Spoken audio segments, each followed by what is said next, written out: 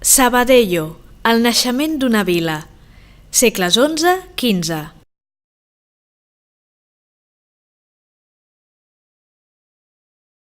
El nucli urbà de Sabadell es començà a formar a mitjans del segle XI, dins el terme del Castell de Raona, entorn d'un mercat setmanal i de l'església de Sant Salvador, ara Sant Fèlix.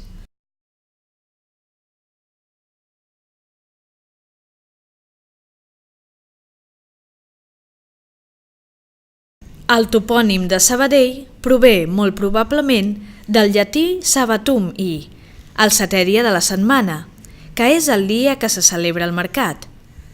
Al segle XIV, la vila de Sabadell ja tenia una estructura urbana plenament consolidada.